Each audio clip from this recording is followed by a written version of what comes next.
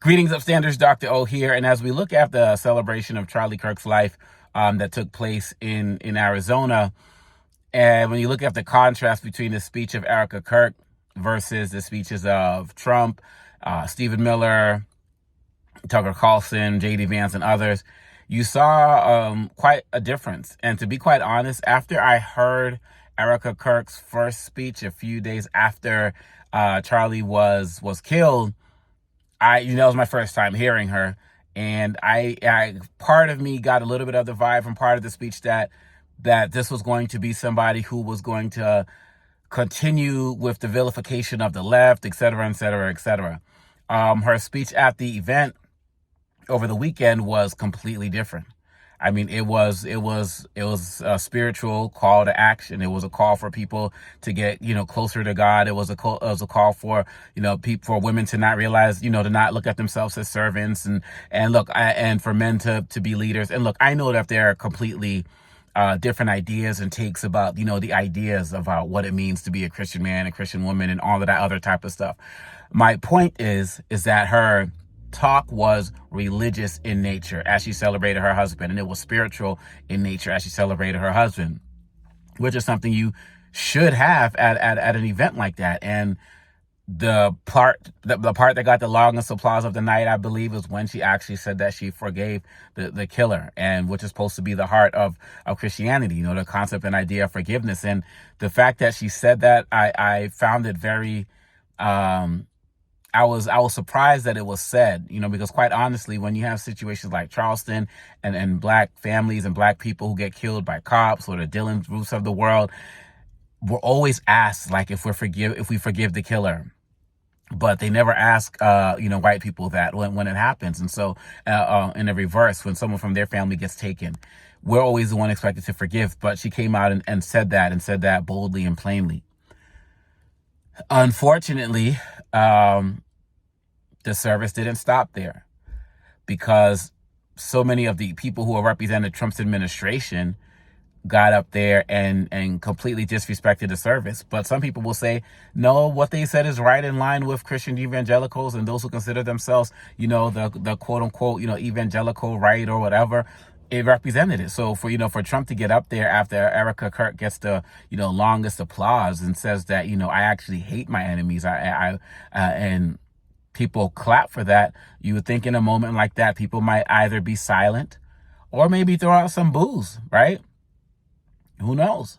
But he got that long applause because the hypocrisy of some who are in that space see no contradiction with putting hate and violence towards your political enemies, while at the same time applauding Erica Kirk for talking about love those who hate us. They see no contradiction in that. You have when I was listening to Stephen Miller's speech, I'm not an expert on the Holocaust or anything. I read a lot, I learned a lot. But when he was talking, I was just like, this just sounds like something out of Nazi Germany. It just sounds like something out of Nazi Germany. And lo and behold, he's basically, quoting a man named Joseph Goebbels, who was Hitler's propaganda guy. So I was right, and people on social media were talking about that as well. Not Elon Musk, Tucker Carlson basically got up there and blamed the Jews for Charlie Kirk. He hinted at it. Some guy 2,000 years ago reminds me of that story. Ha ha ha ha ha. And given what he said in the past, and given what some people online are saying about it was, Netanyahu and the government of Israel that killed Charlie Kirk, I feel like that Tucker Carlson did that, and he hinted at that, and it was ignorant and disrespectful, particularly in that moment. But to do that in general, J.D. Vance, same stuff. Marco Rubio literally got up there and talked about we believe in free speech and not penalizing and punishing people for free speech. Have you heard of Ramesa?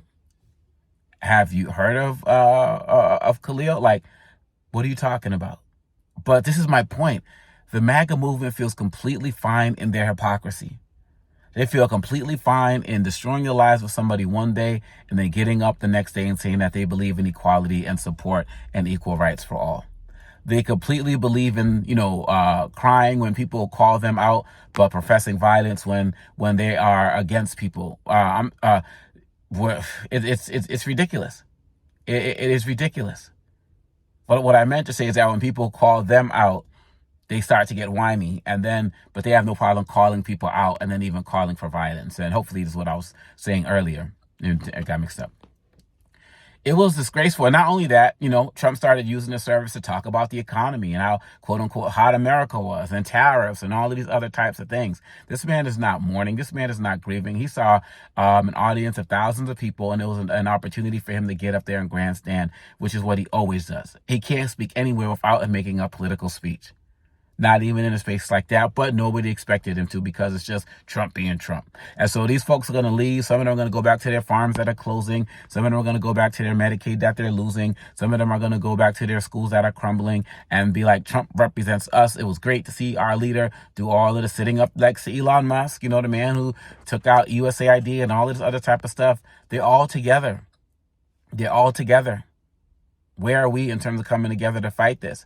Stephen Miller's made it clearer and clearer and clearer that he's coming for all of us. Whereas Erica Kirk used this opportunity to call for healing. And again, it doesn't matter, whether you agree with her take on things or not. When you read the transcript of the speech, to use it to call for healing, Rubio and Miller and others use this as a way to give marching orders to people on their side. And from Hegseth, and just everybody. And so people need to be very mindful of that. The service was a great warning for what's coming. And it's a great reminder that this White House, this administration is united in its white Christian nationalism, which is going to take the place of more transphobic actions, more Islamophobic actions, more anti-Semitic actions, more anti-Black actions, more anti-women actions, all of that. And that should be the major takeaway. Because the fact that Trump was not booed, that Hegseth and Miller and those guys were not booed, but not only silence come towards the way, but actual cheers shows you what you're in for if you didn't know it already. And so that's absolutely my take. There are no revelations. There were no changes. There was no call to, there was no real legitimate call to peace. That it only came from Erica, to be quite honest. From the clips that I saw, I didn't see speeches of everybody who spoke. I'm talking about from what I saw. So let me know what you think. I know many of y'all like me did not watch it and probably saw clips on the news. I saw clips on the news and then went back and watched some full speeches, some other transcripts. And it was basically a buckle up, America, because these people are going to use Charlie Kirk's name in vain to create and engage in actions that he didn't even profess himself. Obviously, a lot of the things that he said, we know what he was about. But, they're going to use it and take it to a whole different level. And we got to be ready. Let me know what you think. Hit that like, subscribe button. Please share this with others if you find it resonates with you. And let's get to 25,000 subscribers. I'd appreciate it. And would like to hear more of what you have to say. Take care. Peace.